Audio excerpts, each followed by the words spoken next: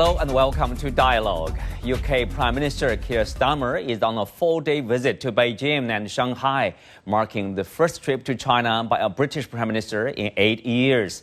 He is accompanied by a delegation of around 60 leaders from business, culture and industry as London looks to reset and stabilize UK-China relations, pursue concrete trade and investment outcomes, and project a more consistent approach to Beijing after years of policy swings. This visit comes amid a series of recent trips to China by Western leaders, including those from Finland and Canada. So what do we know so far about Prime Minister Starmer's China visit, and what outcomes can we realistically expect? More broadly, what do these renewed engagements by Western leaders tell us about the state of the world today and about China's growing role in it? Join us for our discussion today, live from Beijing. I'm Xu Qinduo. Well, joining me today are Feng Zhongping, Director of Institute of European Studies at Chinese Academy of Social Sciences, Claire Pearson, International Development Director of Asia at DLA Piper, Professor Ian Beck at London School of Economics and Political Science, and Zhou Bo, Senior Fellow of Center for International Security and Strategy at Tsinghua University. Welcome to the show. So Zhongping, I will start with you, as we said earlier. So UK Prime Minister Keir Starmer's visit followed several trips by Western leaders, including that of Canadian Prime Minister and also Prime Minister of Finland. Earlier, you have the President from South Korea, Prime Minister from Ireland, etc. Of course, what we are seeing, let's say globally, is as the Canadian Prime Minister said in Davos, the old so-called rules-based international order is gone forever and will not come back. So we are in this kind of uncertainty, rising uncertainty, and we are seeing leaders increasing the engagement with China. What do you make of this change? To what degree is about a response to the growing challenges faced by a lot of nations? Well, Qinduo, you are right. I think, for most countries, they want to come to China to increase the certainties because the world is witnessing growing uncertainties. And for most European countries, and broadly speaking, many U.S. allies, they have a very good reason to enhance economic cooperation with China. For UK particularly, UK economy is very bad in recent years. So they think China is a very important, strong market, and they want to have a good economic trade relations, investment, attract more investment from China. But, at the same time, UK is a special country, close allies of the United States, but also, one of the 5 permanent members of the Security Council. So UK, we could say, have a special, responsibility to save the, current international order, to save this multilateral institutions which has been gradually established 80 years ago, since the end of the Second World War. So I think that this is a very good time for China and European countries, and also including other countries, to sit down, to talk about our mutual concerns, common interest. This is why you say many European leaders, Western country leaders are, coming to Beijing. Clay said before the show, Chinese leaders are busy. Indeed. Yes, Claire. Of course, you are from the UK. You lived in China for many, many years. I mean, you understand both countries. Share with us, what's your observation? What's the purpose of Prime Minister Starmer's China visit here? I think he's very keen to build a better relationship with China. As you say, there's been an 8-year hiatus where there hasn't been a UK leader in the country. So I think it's an incredibly important trip I was very happy to see that Keir Starmer is coming with a large delegation, a serious delegation, 60 CEOs and a senior minister. So this is obviously a key part of his foreign relations strategy. I think it's a complete reset. Obviously, I've seen a lot of prime ministers, UK prime ministers, come and go. But I feel Keir Starmer's a bit different. I think he's the first Labour leader I've seen here. And I find that he is committed to policies that are consistent with China's focus: common prosperity, green economy, rural revitalisation, economic expansion. Britain's a country that's gone through globalisation in the past, and China's a country that really welcomes globalisation because it has globally competitive products to export. When I arrived in the UK when I arrived in China in 1997, trade between your country, Xuxindor, and mine was about £3.5 billion. Today, it's over 100 billion GBP. China's the fourth largest trading partner of the UK. And it's I feel China today, it's like a butterfly that's coming out of a pupa, out of a chrysalis after the last 5 years travel block. And I feel that when you go to the UK, I feel a new appreciation for China. I was in the village where my mum lives in Audley in Stoke-on-Trent, and I saw a Dolphin BYD car. The ordinary people of the UK welcome the jobs, welcome the economic growth that connecting our countries will contribute. Because China's growing at 5% GDP, and any country globally that is growing, it's sort of hooked its wagon to the Chinese year of the horse, if you like. So to go fast, to go far, you need Chinese innovation, you need Chinese infrastructure. So we need to embed and integrate our countries so we can have a win-win outcome in many sectors. I was in Shenzhen last week, and I saw just what typifies the best of 1 + 1 = 3 in the China-UK relation.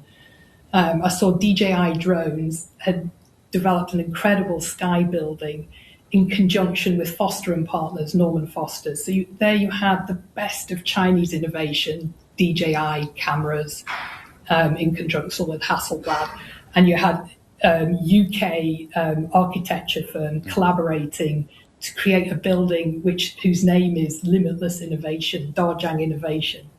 And I feel that if we get the China-UK relationship right, we could have two countries that appreciate collaborative opportunities to create the jobs for common prosperity together. Benefiting the people from both sides. Ian Inbeg from London here. Of course, the Prime Minister Starmer talked about his critical of this flipping of say UK's China policy from, in his words, so-called golden age to an ice age. He's looking at a strategic and consistent relationship with China. In order to be successful, to form such a relationship, what do we need to do? What kind of requirement is it from the Chinese side or from the UK side, domestically or internationally here? Well, the first two speakers are correct. There is a big economic dimension to this, and that getting that economic relationship correct is going to be central to improving the UK-China relationship. But those of us who live in the UK also see a different story at times about suspicion of China is probably the best way of putting it. I know we're going to come on to it later, but the new embassy is one element of this. There's the accusation that China is ramping up its espionage activities in the UK.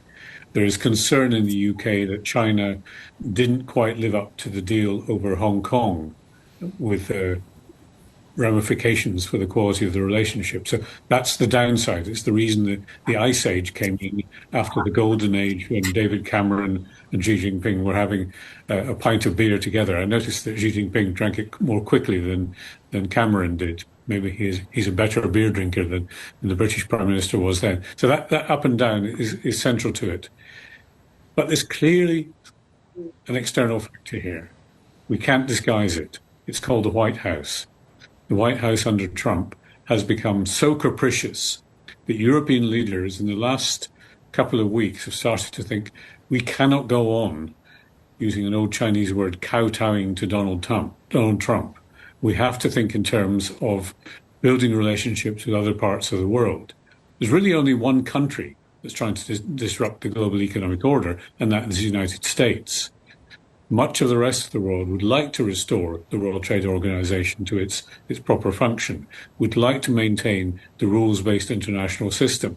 So if there's one disruptor and you become fed up with that disruptor, then the obvious way to look outside is to say, China wants to maintain a stable relationship with the rest of the world. So does the UK and the other European leaders who are coming to China, and Mark Carney from Canada.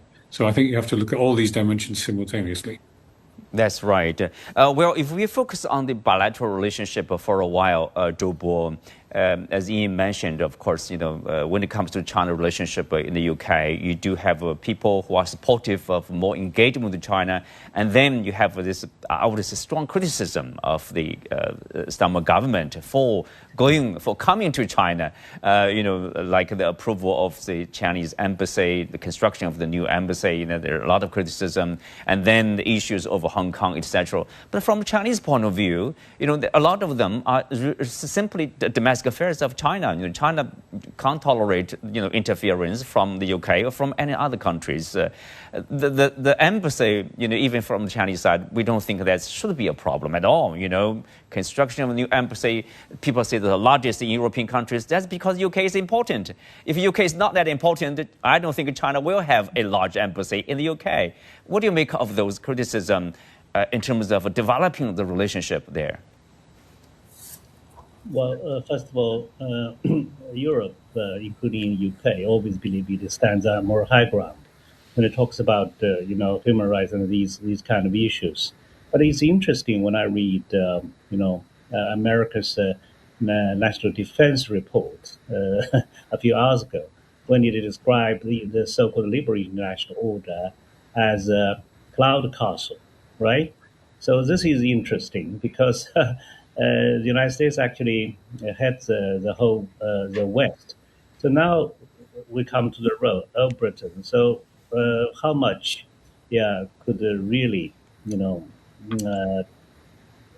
Britain accuse China on all these matters, which we consider to be domestic issues? On the embassy issue, I believe it's just ridiculous. We bought it 7 years ago, right?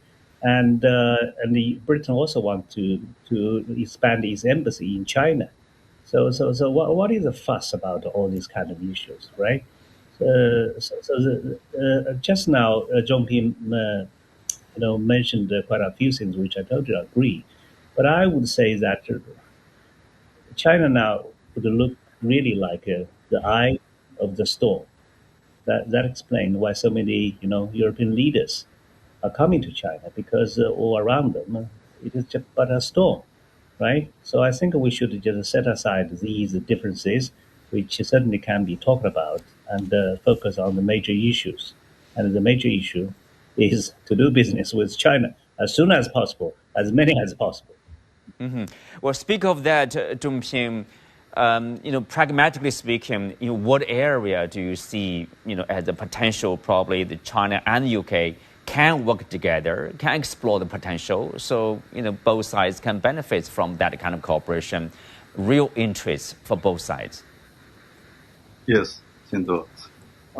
China, UK have been, focused on trade, economic cooperation for many years. This cooperative relationship has produced, benefits for both sides.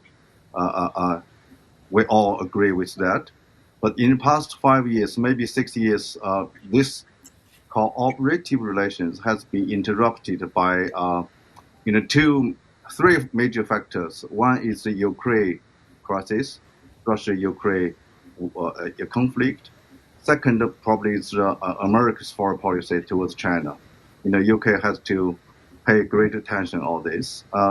Thirdly, Yin has just mentioned about, Zhou Bo has also mentioned about the domestic environment in UK.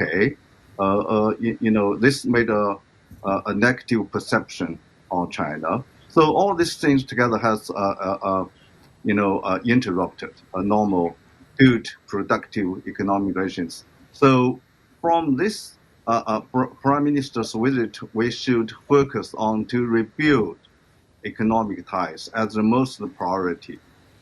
How? I think we should focus on great transitions, energy transitions. I think most European countries, UK, which I know quite well, they want to have a great transition successfully.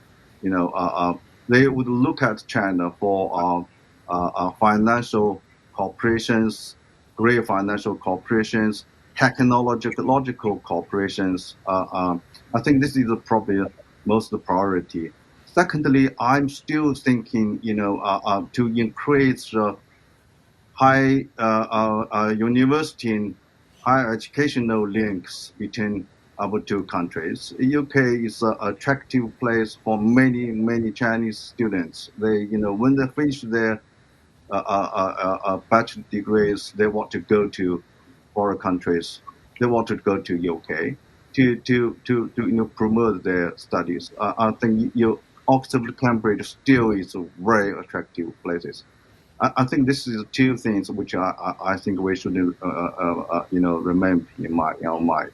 Mm-hmm. Well, Claire, following on that in that direction, of course, if you look at the delegation, it includes business people, of course, from the financial world, the business community, of course, the car companies, life science, energy firms, and also people, representatives, to explore opportunities in the Chinese sports and the cultural scenes there. So it's quite inclusive. So these are also the area probably. I think the UK is looking at cooperating with the Chinese side.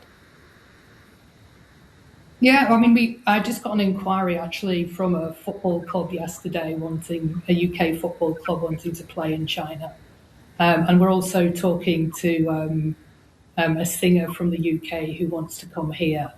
So I'll be honest with you, it's a very broad relationship. It's a very broad-based relationship between China and the UK, and I think, in a way, China's got its hard power in order. You've had engineers in charge of the government, and you've built 55,000 kilometers of high-speed rail to catalyze growth in your own country.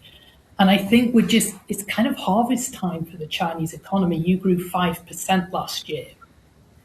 Now, I think the UK, okay, we've had difficult relationship in the past, and I think partially it's because we haven't been engaging enough for the last 5 years.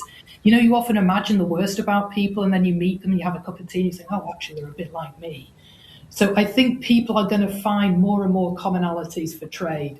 I sort of call it the get rich, get righteous, get real relationship. For a start, the new Chinese embassy is in the old Royal Mint.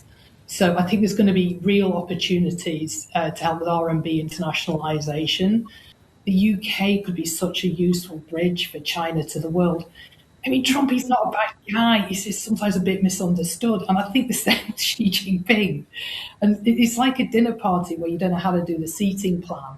I think you can put UK in the middle because they don't really annoy anyone. We're quite small. We're about 5% of the population of China. So if we've got anything to sell, let's sell it in China because there's a huge middle class. And so I feel that there's such complementary economies between China and the UK. You don't want to get it wrong. I like that Chinese saying, you don't know which cow's going to give the milk. And I think at the moment, I don't know if it's the Trump cow or the China cow, but I think, everyone's welcome in the field. And I think UK needs to learn how to be a good sheepdog. Yes, of course. If you look at the positive side, Ian, as you earlier mentioned, of course there are challenges domestically and also from Washington. If you compare the visit to the one done by Mark Carney, the Canadian Prime Minister, when he went back to the country, of course, Trump threatened with 100% tariffs on all imports from Canada to the U.S. do you foresee any kind of potential pressure from Washington on London if deals were reached between China and the UK? Somehow Washington is not happy with that? We can't exclude it. There is obviously very bad chemistry between Carney and Trump, whereas between the British Prime Minister and other members of the British government and the American administration, some of the chemistry is relatively good. You can't judge in advance what Trump is going to do tomorrow, let alone next week or the week after that, because you recall what happened just a few days ago. Trump said 10% tariffs on all European countries, including the UK, simply because they weren't firm enough in backing him in buying Greenland. And then a week later, torn up, as we discussed in a previous program. So it's very difficult to predict Trump. It's a mistake even to think that there is something fundamental that you can get right with Trump and get wrong with Trump, because he will change his mind.